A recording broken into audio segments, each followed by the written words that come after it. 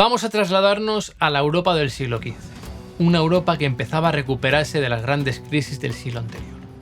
Los avances tecnológicos en la agricultura y en los procesos de producción habían transformado la realidad económica y la estructura social occidental, dando paso a una nueva vida urbana y además sería el inicio del primer capitalismo comercial. Paralelamente, los avances en la ingeniería naval, la cartografía y en los sistemas de navegación permitirían un aumento del comercio de ultramar. Fue así como Europa empezó a descubrir las riquezas de Asia, dándose cuenta del importante valor de aquellos bienes, sobre todo las especias, que serían tan valiosas como el oro y la plata. La demanda de estos productos aumentaba desmesuradamente, al igual que lo hacían sus precios. Europa anhelaba comerciar con Asia, pero se encontraba con dos trabas. Por un lado, el Imperio Chino era la mayor potencia mundial en aquel momento.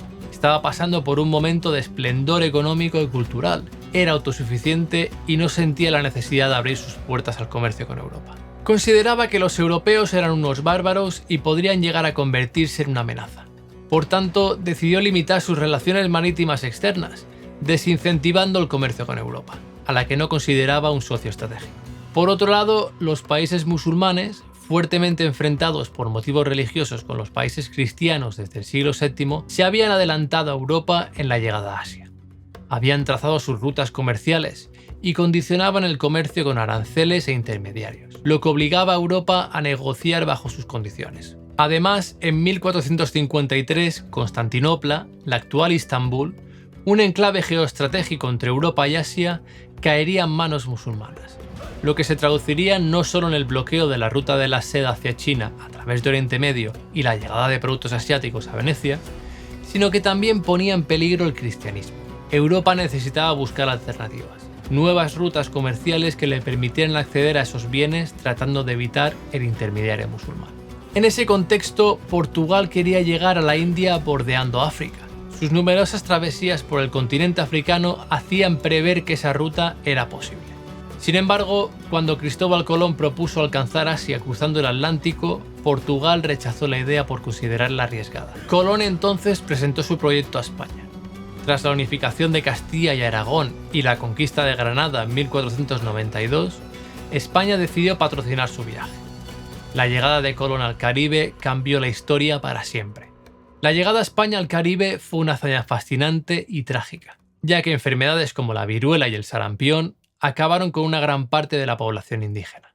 Para mitigar esta pérdida, España importó esclavos africanos, y aunque la reina Isabel la Católica promovió leyes que buscaban proteger a los indígenas, como las primeras leyes de Indias, en la práctica la esclavitud prevaleció, especialmente en el caso de los africanos, que aunque luego podían comprar su libertad, muchos fueron tratados como propiedades de su llegada al Nuevo Mundo. La interacción entre españoles, africanos e indígenas a través de la evangelización resultó en un mestizaje cultural sin precedentes, redefiniendo la identidad de las sociedades virreinales y dejando un legado duradero. Había cambiado para siempre la percepción del mundo para Europa y pronto lo haría para África, Oriente Medio y Asia. El centro geopolítico europeo viró hacia los puertos de Cádiz y Sevilla, que serían a partir de ese momento los principales centros neurálgicos del comercio occidental y además serían los puntos de partida y llegada de América. Sevilla se convirtió en la capital financiera de Europa en aquellos momentos, y su puerto, conocido como el Puerto de Indias, sería el lugar de llegada de miles de naves procedentes de las Américas, y el punto de encuentro entre muchos mercaderes y empresarios europeos. Los barcos llegaban a Cádiz y navegaban hacia Sevilla a través del Guadalquivir, y venían cargados de oro, plata y muchas mercancías, pero también cargados con nuevas músicas y sones. Ahora que ya nos hemos puesto en contexto y te haces una idea de la realidad de aquel momento, vamos a hablar del mestizaje. Porque entender el mestizaje y cómo se dio en América es clave para comprender no solo la historia de Hispanoamérica, sino también cómo ese cruce de caminos va a afectar a la cultura, el arte y muy especialmente a la música. Si bien España ya era un país altamente mestizo desde hacía muchos siglos por parte de la invasión de distintos imperios y reinados, el mestizaje que se produciría en América cobraría una dimensión nunca antes vista. Uno de los grandes retos al llegar a América fue el idioma. ¿Cómo podían comunicarse entre ellos? Cuenta el antropólogo Raúl Rodríguez que una de las estrategias que los españoles emplearon para evitar rebeliones fue mezclar a los esclavos africanos de distintas tribus, precisamente para que no pudieran entenderse entre sí y que no pudieran organizar contiendas de contraataque. Pero lo que no esperaban era que aunque no hablaran la misma lengua, sí compartían códigos culturales comunes. Ritmos, bailes, rituales, esa fue su gran fuerza. Y es ahí donde empezó a surgir algo nuevo. Sus semejanzas se unieron, sus diferencias se potenciaron, y al entrar en contacto con las culturas indígenas y españolas, estalló una creatividad espectacular.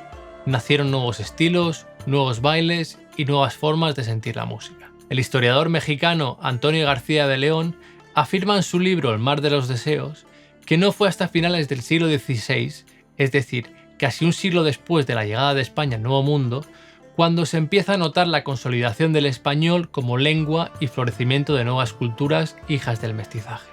Esta consolidación se evidenciaría en múltiples aspectos, como la música, la literatura y las prácticas culturales, reflejando un complejo entramado de influencias africanas, indígenas y españolas. Alguna de las estrategias que España empleó para la difusión del español y su cultura fue la formación de universidades, la divulgación cultural y la evangelización a través del teatro, la música y otras artes. Curiosamente, en los primeros siglos no se impuso de inmediato el español como lengua vehicular. Al contrario, muchos misioneros aprendieron activamente lenguas indígenas como el náhuatl, el quechua o el guaraní, y elaboraron los primeros tratados lingüísticos del continente para poder así evangelizar en el idioma local. De hecho, en esa época se redactaron las primeras gramáticas y diccionarios del náhuatl o del quechua, anteriores incluso a los primeros tratados de lengua inglesa o neerlandesa.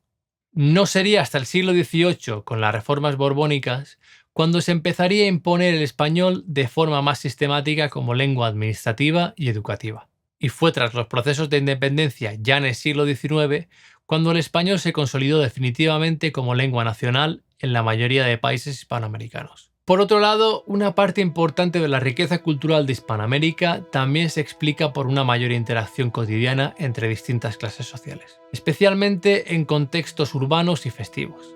En muchos casos, las élites criollas convivían de forma más directa con el pueblo llano que lo que ocurría en Europa, facilitando una circulación más viva de ideas, conocimientos y expresiones culturales. España dominaría los mares americanos durante el primer siglo en la llegada del Nuevo Mundo. Luego países como Inglaterra, Francia, Holanda y Dinamarca lucharían por hacerse con un pedazo del territorio. España, para hacer frente a estas batallas, sentaría sus bases militares en La Habana y en Veracruz, México, siendo estas ciudades puntos de paso obligatorios para los barcos antes de partir hacia España. Estos dos territorios son clave para entender la música hispanoamericana y sobre todo destacar cómo Cuba y en especialmente La Habana se convertirían en ese centro de paso que generaría una efervescencia cultural y musical única, de la cual beberían no solo América y España, sino el resto del mundo occidental, como veremos más adelante.